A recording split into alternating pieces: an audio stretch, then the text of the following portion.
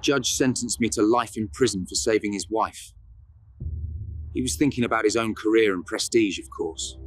It was very easy to punish a homeless man who lived on the streets every night.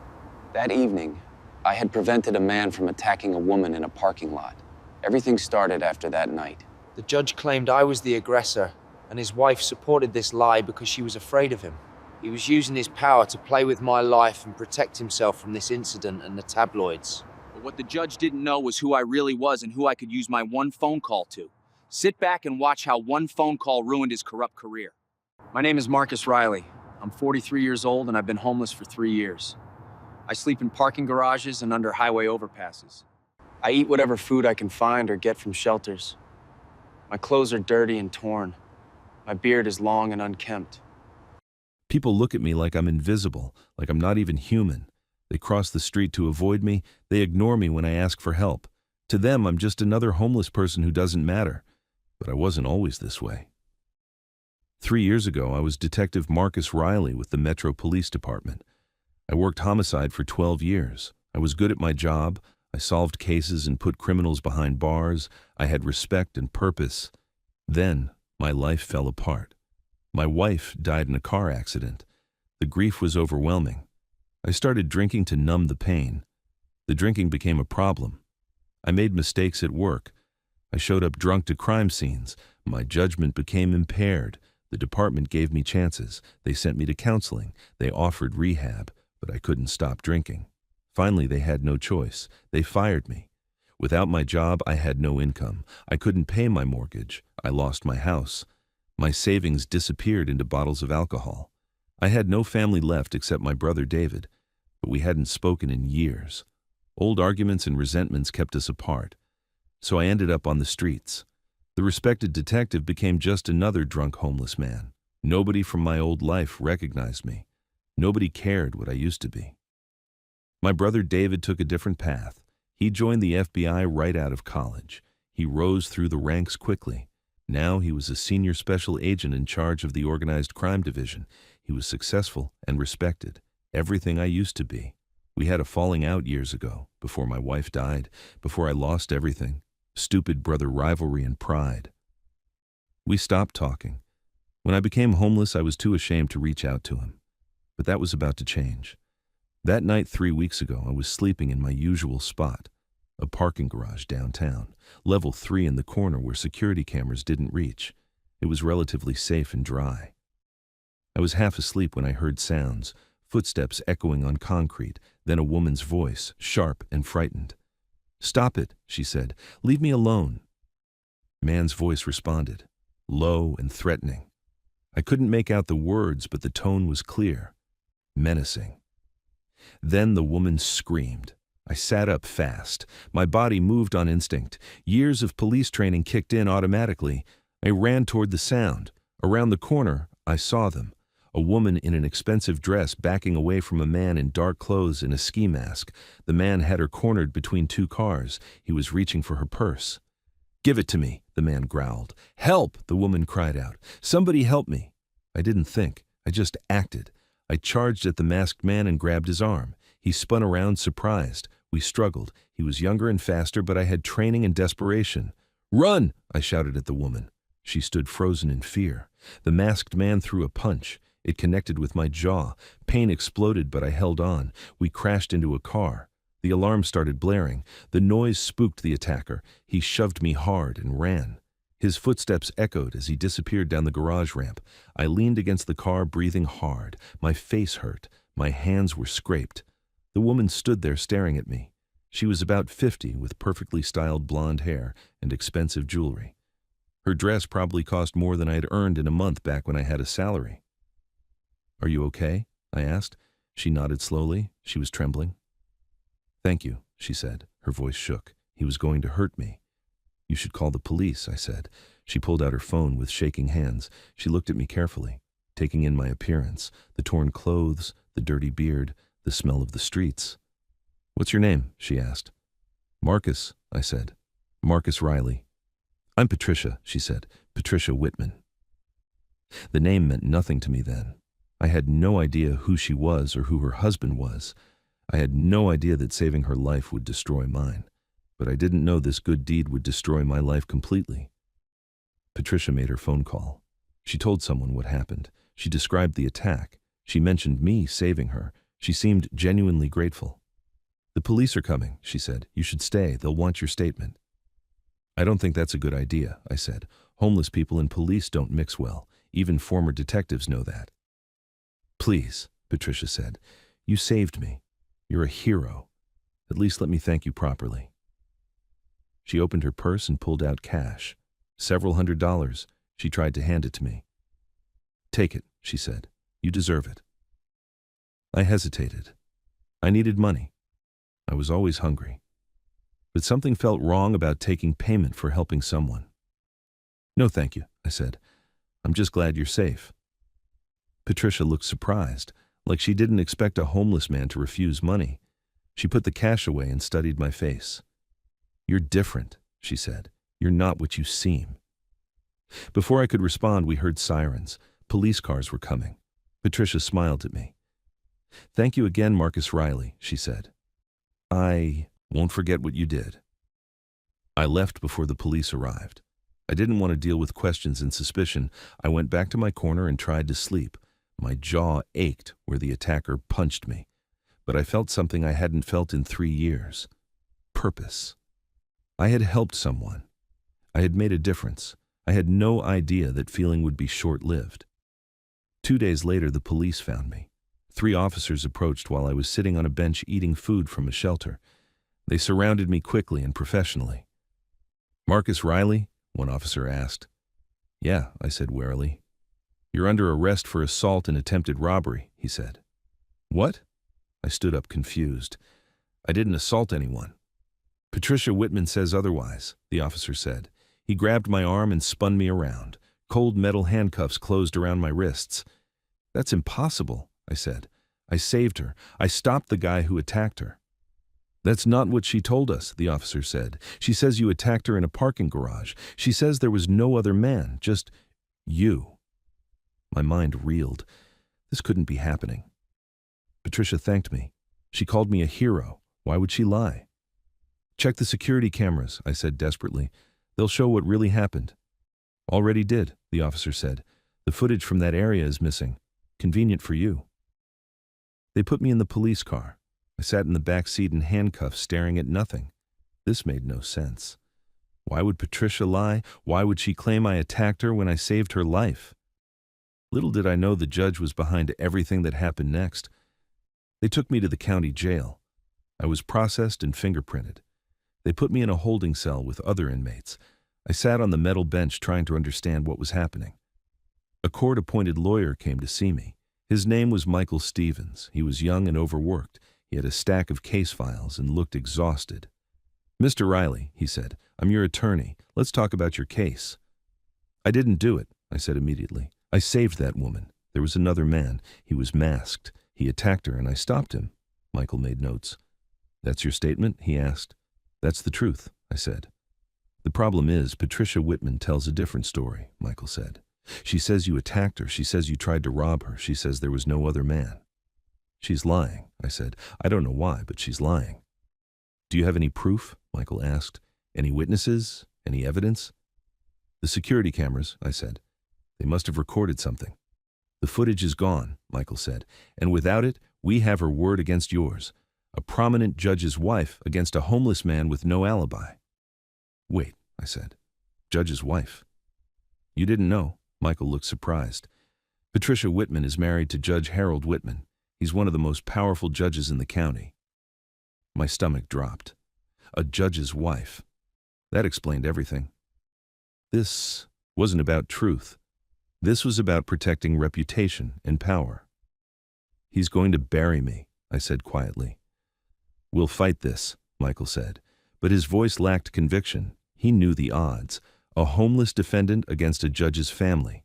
The outcome was predetermined. Those who have faced the justice system from the bottom understand how powerless you can be. The trial came fast, too fast. I barely had time to prepare. Michael tried to build a defense, but we had nothing. No evidence, no witnesses. Just my word against Patricia Whitman's lies. The courtroom was intimidating, high ceilings and dark wood, the seal of justice hanging on the wall. But there was no justice here. This was a show trial designed to protect the powerful. Judge Harold Whitman presided over the case. My lawyer objected immediately. "Your Honor," Michael said, "this is a clear conflict of interest. The alleged victim is your wife. You cannot preside over this trial." Judge Whitman looked down from his bench. He was about 60 with gray hair and cold eyes. He wore his black robe like armor. His expression showed no emotion. "Objection noted and denied," Whitman said. "I am fully capable of remaining impartial. This trial will proceed." Michael sat down defeated. He knew arguing further was useless. The judge had already made his decision. Patricia Whitman took the stand. She wore conservative dress and no makeup. She looked like a victim, scared and vulnerable. Her acting was perfect. The prosecutor asked her questions. She answered in a trembling voice. "Can you tell us what happened that night?" the prosecutor asked. "I was walking to my car," Patricia said. "This man approached me from the shadows." She pointed at me. "He grabbed me and demanded my purse," she continued. "I screamed for help. He hit me and tried to take my jewelry." Every word was a lie, but she delivered them with tears in her eyes. The jury watched her with sympathy. "What happened next?" the prosecutor asked. "A car alarm went off," Patricia said. "The noise scared him. He ran away. I called the police immediately." "And is the man who attacked you in this courtroom?" the prosecutor asked. "Yes," Patricia said. She pointed at me again. "That's him. I'll never forget his face." I wanted to scream. I wanted to tell everyone she was lying. But I just sat there in my cheap suit that Michael borrowed for me. A homeless man on trial. Nobody would believe me anyway. Michael cross-examined her, but it went nowhere. Patricia stuck to her story. She claimed there was no masked man. She claimed I was the only attacker. She lied perfectly. The prosecutor called other witnesses, police officers who processed the scene, medical experts who examined Patricia's minor injuries. Everyone supported her version of events. Michael called me to testify. I told the truth. I explained what really happened, how I heard her scream, how I stopped the masked attacker, how she thanked me afterward. The prosecutor destroyed me. On cross-examination. "Mr. Riley, you're homeless, correct?" he asked. "Yes," I said. "And you have a history of alcohol abuse?" he continued. "I'm recovering," I said. "You were fired from the police force for drinking on duty?" he pressed. "Yes," I admitted. He turned to the jury. "So we're supposed to believe a drunk homeless ex-cop over a respected judge's wife," he said. "A man with nothing to lose who attacks a woman in a parking garage?" The jury's faces told me everything. They had already decided. I was guilty before the trial even started. But I had one weapon left that nobody knew about. Judge Whitman gave his verdict. He didn't even deliberate. He sat at his bench looking down at me with contempt. "Marcus Riley," he said, "this court finds you guilty of assault and attempted robbery. These are serious crimes that deserve serious punishment." He paused for effect. The courtroom was silent.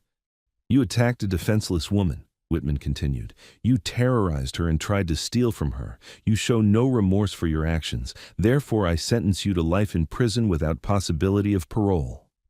The courtroom erupted. Michael jumped up. "Your Honor," he shouted, "life in prison for attempted robbery? That's excessive and unprecedented." "Sentence stands," Whitman said. He banged his gavel. "Take the prisoner away." I stood up as the bailiff approached. "I saved your wife," I shouted at Whitman. "I saved her life, and you're doing this to protect yourself." "Remove him," Whitman ordered. The bailiff grabbed my arms, but I kept shouting. "There was another man," I yelled. "He attacked her. I stopped him. Your wife knows the truth." They dragged me toward the door. Patricia sat in the gallery looking at the floor. She wouldn't meet my eyes. She knew she had condemned an innocent man. "Check the security footage," I shouted. "The real footage, not the ones you erased." Whitman's face twitched. I had hit a nerve. He had destroyed evidence. He had manipulated the entire trial, and he thought he had gotten away with it. "I get one phone call," I said as they pushed me through the door. "One phone call and this whole thing falls apart." Whitman looked at me with cold eyes. He didn't believe me. Why would he? I was just a homeless drunk with no connections, no power, no way to fight back. But what the judge didn't know would destroy his entire corrupt career. They took me to the county jail intake. I was officially a convicted felon now, life in prison. I would die behind bars for a crime I didn't commit, for saving a woman's life. The intake officer processed my paperwork. He was professional and indifferent, just another prisoner to him. He didn't care about my story or my innocence. "You get one phone call," he said. "Make it count." He led me to a phone on the wall. My hands were still cuffed. He uncuffed one hand so I could dial. Then he stepped back to give me privacy. I held the phone receiver. My hand was shaking. I hadn't spoken to my brother in 3 years. Not since before my wife died, not since our last argument about nothing important. But David was my only hope now. He was FBI. He had resources and authority. He could investigate what really happened. He could find the truth that Judge Whitman tried to bury. I dialed his number. I still remembered it after all these years. The phone rang 3 times, then a familiar voice answered. "Special Agent Riley," David said. "David," I said, my voice cracked. "It's Marcus. I need help." There was silence on the other end. Long, painful silence. I could hear David breathing, processing the fact that his homeless brother was calling him from jail. "Marcus," he said finally. His voice was tight with emotion. "Where are you? What's happening?" "I'm in county jail," I said. "I was just sentenced to life in prison for a crime I didn't commit." I heard David exhale sharply.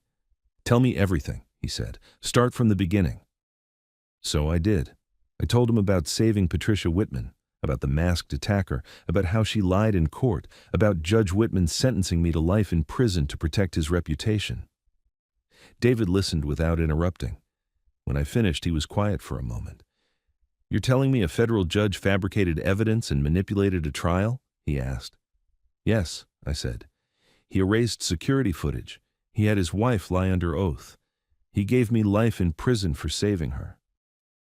"That's corruption at the highest level," David said. His voice had changed. It was sharp now, focused. This was Special Agent Riley speaking. "If what you're saying is true, this goes beyond one bad sentence. This is obstruction of justice, witness tampering, evidence destruction." "I know," I said. "That's why I called you. You're the only person with the power to investigate this." "Give me 48 hours, David said. "Don't talk to anyone. Don't make any statements. I'm opening a federal investigation immediately." "David," I said. My voice broke. "I'm sorry. For everything. For not calling sooner. For being too proud." "We'll talk about that later," David said gently. "Right now I need to get you out of there. Hold on, Marcus. Your big brother's coming." The call ended. I handed the phone back to the intake officer. He cuffed me again and led me to a cell. I sat on the metal bunk staring at concrete walls. 48 hours. 2 days. Could David really fix this? Could he take down a corrupt judge and free me? I had to believe he could. It was my only hope. What my brother did next would change everything for all of us. David worked fast. He assembled a team of FBI agents. They opened an official investigation into Judge Harold Whitman for corruption and obstruction of justice. They had the authority to override local law enforcement. The first thing David did was subpoena the parking garage security system. Not just the footage they claimed was missing, the entire system, including backup servers and archived files, security. Companies keep redundant backups. Even when someone deletes footage from the main system, copies exist elsewhere. Judge Whitman thought he had erased the evidence. He was wrong. FBI tech specialists recovered the deleted footage within 12 hours. They found exactly what I described. The masked attacker cornering Patricia, me running to help, the fight, the attacker running away, Patricia thanking me. The footage proved everything. I was innocent. Patricia lied. Judge Whitman manipulated the trial. But David didn't stop there. He investigated deeper. Why would a judge risk everything to frame a homeless man? There had to be more to the story. FBI agents interviewed Patricia separately from her husband. They put pressure on her. They showed her the security footage. They explained she could face perjury charges and prison time. Patricia broke. She told them everything. The masked attacker wasn't a random criminal. He was a man named Vincent Corso. He had a history with Judge Whitman. Years ago, Whitman sentenced Corso to 15 years for armed robbery. Corso served his time and got out 6 months ago. Corso blamed Whitman for destroying his life. He wanted revenge. He couldn't get to the judge directly, so he targeted Patricia. He had been stalking her for weeks, waiting for the right opportunity. That night in the parking garage was his chance. He attacked her, planning to hurt her badly, maybe kill her, until I intervened and stopped him. When Patricia told her husband what happened, Whitman panicked. The story would make headlines. Judge's wife attacked by man he sentenced. The media would destroy him. His enemies would use it against him. His career would suffer. So Whitman made a calculated decision. He would blame me instead.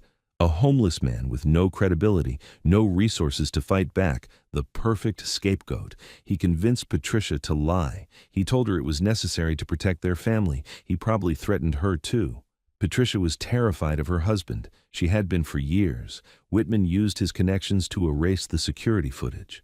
He manipulated the trial. He gave me an excessive sentence to ensure I would never be a problem. He thought he was safe. He was wrong. The truth was about to explode and destroy his entire world. On the 3rd day of my imprisonment, FBI agents came to the jail. They brought a federal judge with them, not Whitman, a different judge who signed an emergency order. Marcus Riley, the federal judge said, "Your conviction is hereby vacated. All charges are dismissed. You are free to go."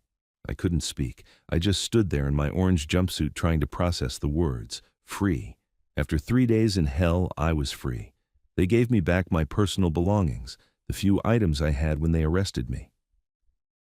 A federal agent drove me to FBI headquarters. David was waiting in his office. When I walked in, David stood up from his desk. We looked at each other for a long moment. 3 years of silence. 3 years of separation. All the pride and stubbornness that kept us apart. Then David crossed the room and hugged me. I hugged him back. Both of us had tears in our eyes. "I'm sorry," I said. "I should have called you sooner." "I'm sorry too," David said. "I should have looked for you harder. I knew you were on the streets, but I let my pride stop me from finding you." We sat down, and David explained everything the investigation had uncovered. The security footage, Patricia's confession, the connection to Vincent Corso, all of it. "We arrested Corso this morning," David said. "He confessed to attacking Patricia. He's going back to prison for parole violation plus assault." "What about Whitman?" I asked. "He's been arrested too," David said with satisfaction. "Federal charges, obstruction of justice, witness tampering, evidence destruction, civil rights violations. He's looking at 20 years minimum." "And Patricia?" I asked. "She's cooperating fully," David said. "She'll face perjury charges but probably get probation in exchange for testifying against her husband. She's a victim too in many ways." I nodded. I understood. Patricia had been trapped by fear and manipulation. She made terrible choices, but she wasn't the real villain here. "The media is going to be all over this story," David said. "Corrupt judge frames innocent man. It's going to be huge." "I don't care about that," I said. "I just want my life back." David looked at me seriously. "About that?" he said. "Marcus, you've been on the streets for 3 years. You've been through hell. Let me help you, really help you." "I don't need charity," I said automatically. "It's not charity," David said. "It's family. You're my brother. Let me do what I should have done 3 years ago."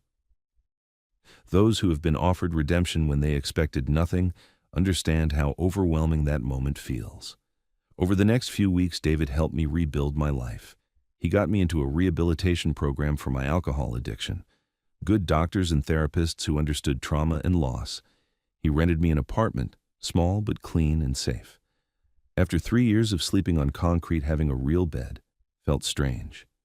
It took time to adjust.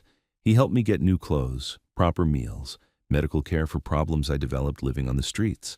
Slowly, I started looking like myself again, instead of a homeless stranger. The legal case against Judge Whitman moved forward. The FBI built a strong case. The evidence was overwhelming. Whitman tried to fight it, but he had no defense. 6 weeks after my release, the trial began. This time I sat in the gallery watching. David sat beside me. The roles had reversed completely. Whitman sat at the defense table looking diminished, no longer wearing his judge's robes, just a defendant in a suit. His lawyer tried to argue that he made an error in judgment but wasn't corrupt. Nobody believed it. Patricia testified against her husband. She looked small and scared on the witness stand. She explained how Whitman manipulated her, how he threatened her, how he controlled every aspect of her life for years.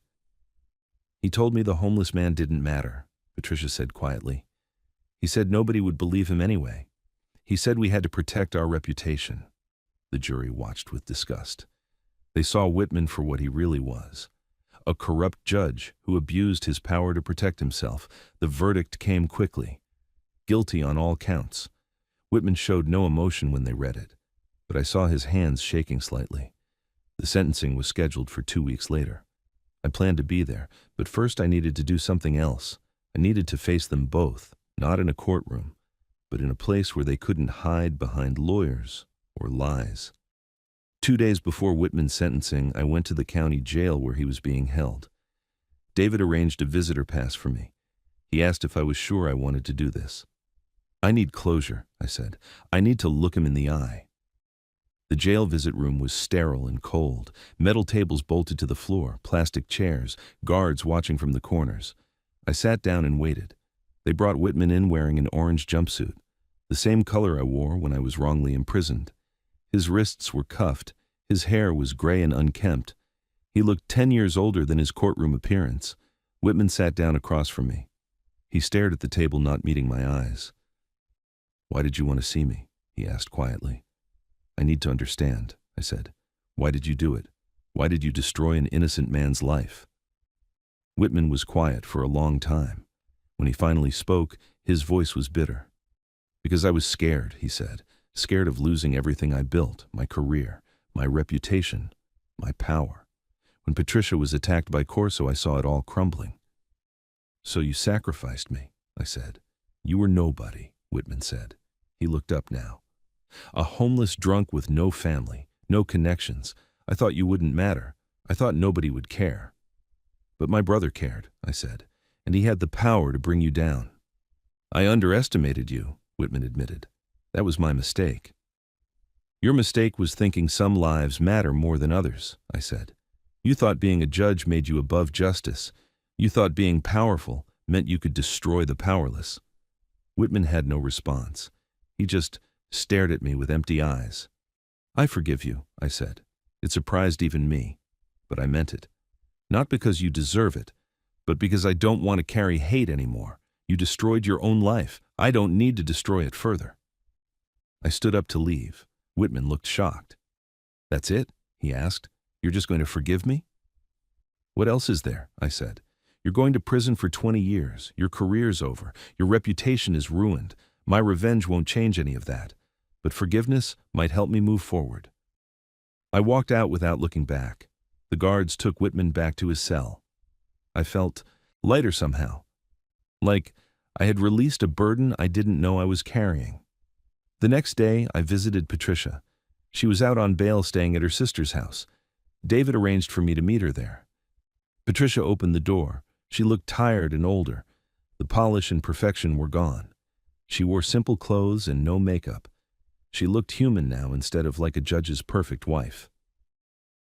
"Mr. Riley," she said nervously, "thank you for coming." We sat in her sister's living room. Patricia kept her hands folded in her lap. She couldn't meet my eyes. "I wanted to apologize in person," she said. Her voice shook. "What I did was unforgivable. I lied. I sent an innocent man to prison. I let my husband manipulate me into destroying your life." "You were scared," I said. "I understand that." "That's not an excuse," Patricia said. Tears ran down her face. "You saved my life. Vincent Corso was going to kill me. You stopped him, and I repaid you by condemning you." "Your husband forced you," I said. "I could have said no," Patricia said. "I could have told the truth, but I was too weak, too afraid of him, too afraid of losing my comfortable life." She looked at me finally. "Can you ever forgive me?" she asked. "I already have," I said. "Holding on to anger won't help either of us. You're facing consequences for your actions. You're losing your marriage and probably your freedom." "That's enough," Patricia cried harder, relief and guilt mixed together. I'll testify honestly at Harold's sentencing, she said. I'll tell everyone what he did, what he made me do. It's the least I can give you. Thank you, I said. That means something. I left Patricia's sister's house feeling at peace. Forgiveness was harder than revenge, but more healing.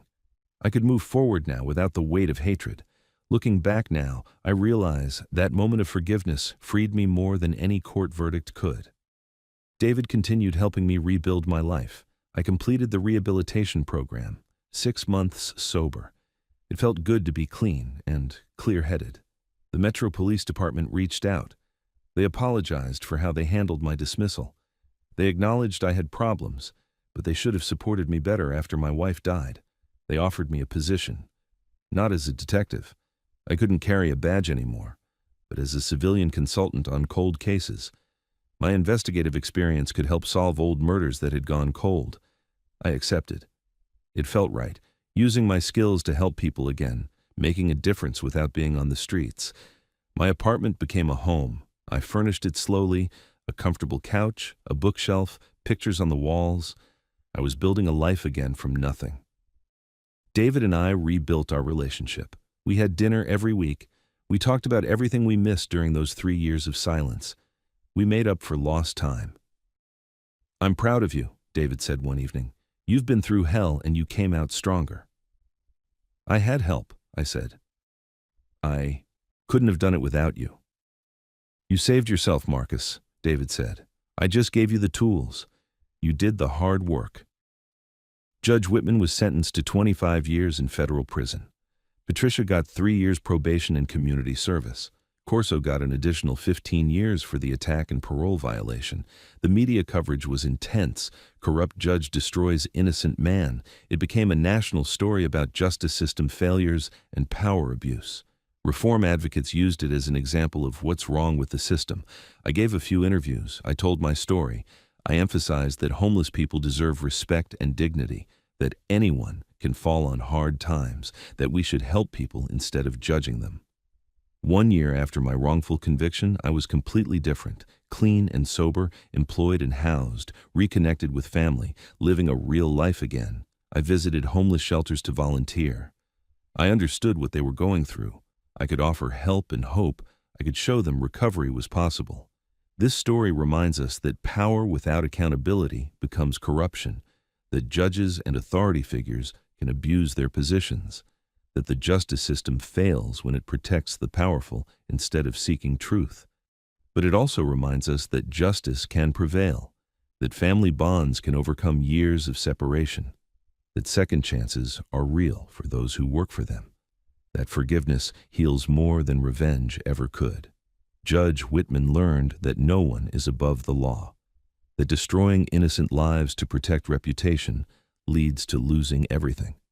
That corruption always catches up eventually. Patricia learned that silence and complicity make you guilty too, that standing up to abuse is hard but necessary. That truth must be spoken even when it costs you everything. I learned that falling down doesn't mean staying down, that asking for help isn't weakness, that the skills and values we develop never truly leave us, that family matters more than pride. What lesson did you gain from this story? Have you ever seen power abused? Have you ever been too proud to ask for help when you needed it? Have you struggled with forgiveness? Remember that everyone deserves justice and dignity regardless of their circumstances. That homeless people are human beings with stories and value. That we should help those who fall instead of judging them. That family and forgiveness can heal even the deepest wounds. Share your thoughts in the comments. Don't forget to like and subscribe. Thank you for watching.